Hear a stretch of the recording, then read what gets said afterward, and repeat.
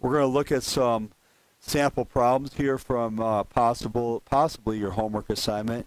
Here we have rhombus ABCD, and we know that angle CBD is 58 degrees, and we're trying to find ACB. So if we're going to go ahead and go in here and label this, we got CBD, which is 58.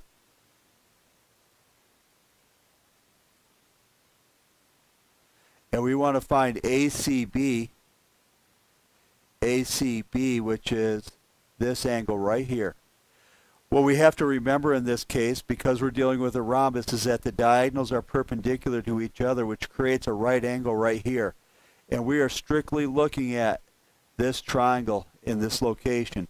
So being that this is the case, we have three angles of a triangle, which we know adds up to 180.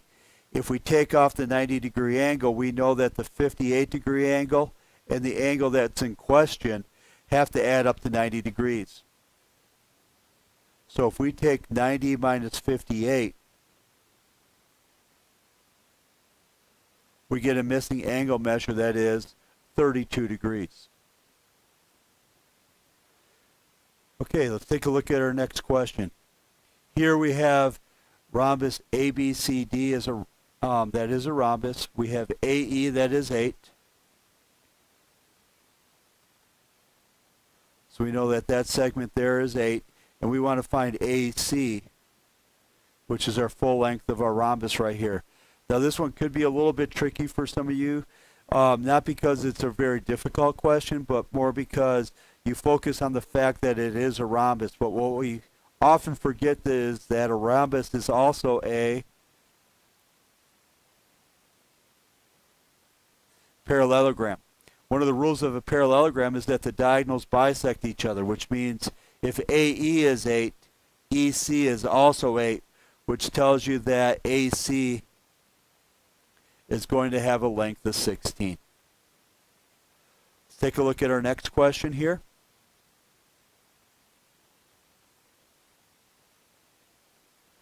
We want to check all the following special quadrilaterals that have the listed properties out of the choices of a parallelogram, a rectangle, a rhombus, or a square. The diagonals are perpendicular to each other. So if we think about our tree diagram, we have our quadrilaterals. We break up to parallelograms. That breaks up to a rhombus and a rectangle, and then those come together to be squares. The question is, where does that rule appear? That rule appears within the world of, or the subcategory of a rhombus. Because that's where it appears, that means it applies to a rhombus and everything underneath it, including the squares. So for this particular problem, we would choose B and C.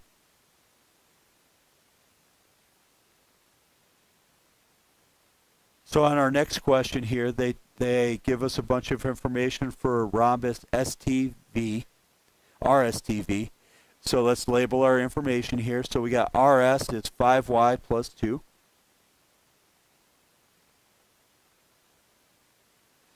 ST is 3y plus 6.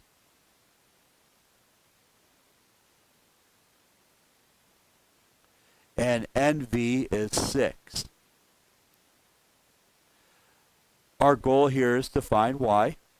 So now as I look at this, I think the 6 is just a distraction. So we're going to get rid of the 6 right now. The two things that we want to focus on are these two side lengths. The reason we want to focus on those is because we need to remember that a rhombus is equilateral, which means RS is the same length as ST. So we would take 5y plus 2, make that equal to 3y plus 6. We would do a little algebra here. We move our 3y over, which would give us a 2y. We subtract 2 from both sides. That would give us a 4 on the right side. And we get a y value of 2 for that problem.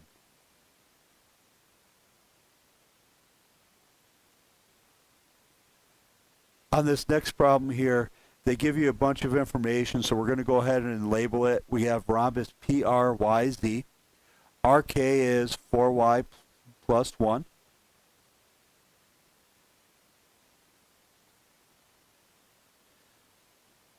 ZK is 7y minus 14.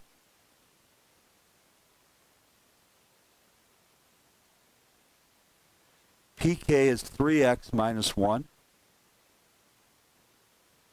We're going to shift colors here.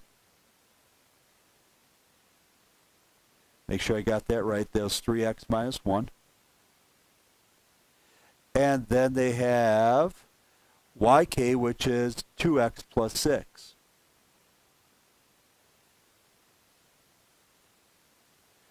And then they want us to find, oh my goodness, they want us to find an angle.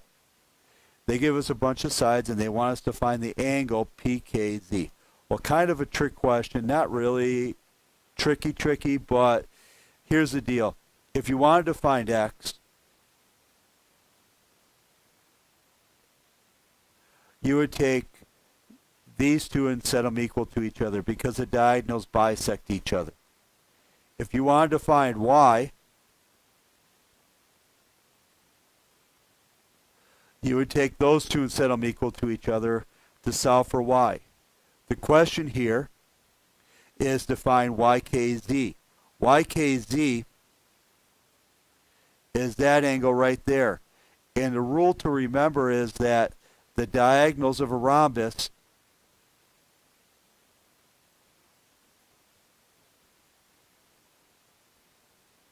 are perpendicular to each other. So the answer here is simply 90 degrees. Not a whole lot of algebra on that one. They give you a whole bunch of distractors in there for a very simple question. All you got to do is know the rule for that one. For our next question here, we need to determine whether the given vertices represent a parallelogram, a rhombus, rectangle, or a square. So first thing I would do on this is I would plot my points. We have negative 2, 1.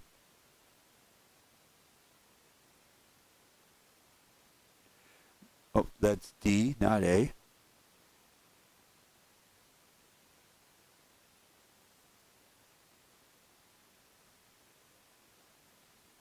Negative 1, 3.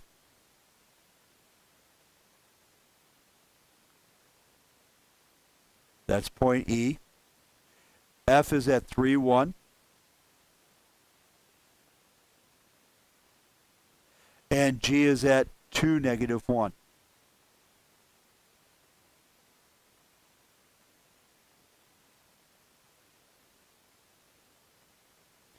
We don't need to write those in. We'll be good without them. So now we're going to go ahead and sketch this out. So we're there. Kind of missed my line tool a little bit, but that's okay. So that's the quadrilateral we're basically looking at. So now we need to identify what it is. The first thing I would look at, the first thing I always look at, is the slopes of the sides. The second thing I usually look at is the distance of each side. So let's do that real quick. So here's my diagram. For our slope for EF, it looks to me as a rise of 1 and a run of 4 with a negative slope. Or sorry, rise of 2, run of 4 with a negative slope. So my slope here is a down 2 over 4. I would check the opposite side. It also has a 2 and 4. So my slope there is still negative 2 over 4.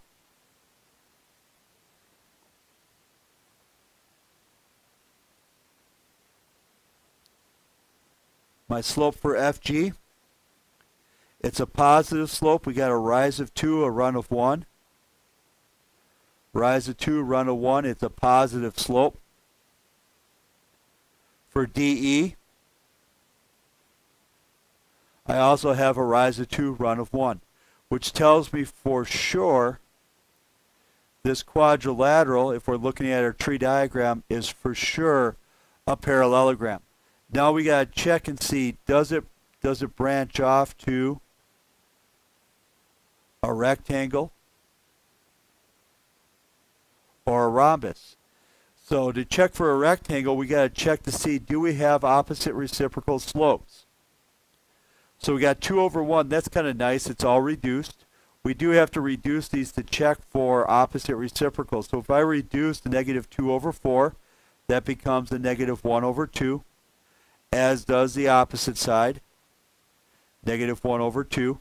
So now if I check these, going from 2 over 1 to negative 1 over 2, then negative 1 over 2 to 2 over 1, and down to here, and up to here, we see that all the way around we have opposite reciprocal slopes, which tells us we have right angles all the way around, which means it is a rectangle. Now we have to check, is it a rhombus? To check if it's a rhombus or not, we got to know our distances. Let's pick a different color here. We'll go with a little purple. So our distance for EF, we take our original slope. There's a reason why we left that in its original format before we reduced it, is to help us with the distance. So I can use Pythagorean Theorem here and go with the 2 squared plus 4 squared, and then put my result in a square roots, and that's a manipulation, or it is basically using Pythagorean Theorem to find our distance. So 2 squared is 4, 4 squared is 16, 16 plus 4 is 20, giving me a distance of root 20. Because our slope, our original slope on the opposite side had the exact same measurements, we know that that's also going to have a distance of square root 20. We also know, because it's a parallelogram, we established that opposite sides have to be congruent to each other. Now we got to check our other distances.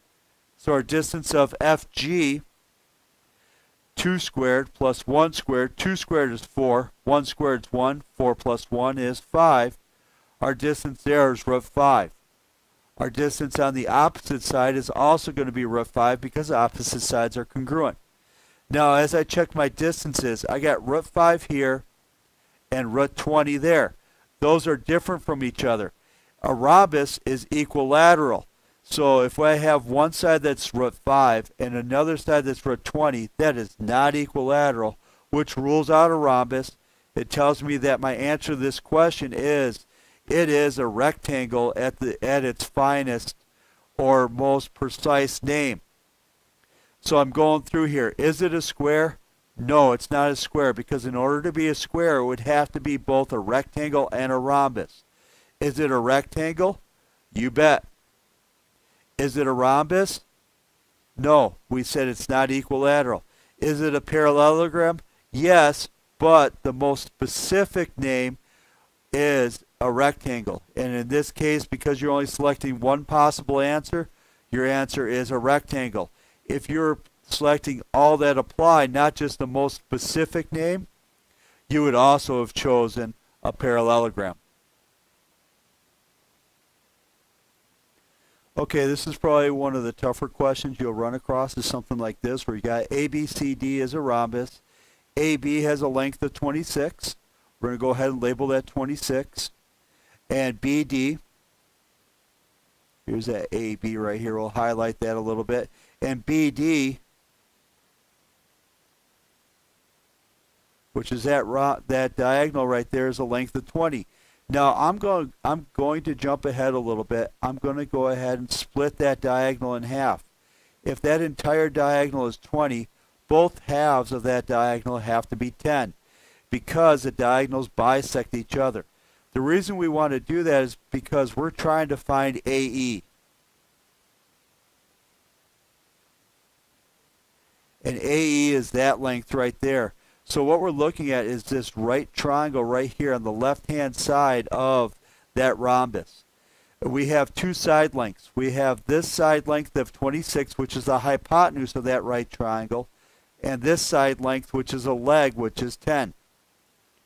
In order to find AE, we have to use Pythagorean Theorem.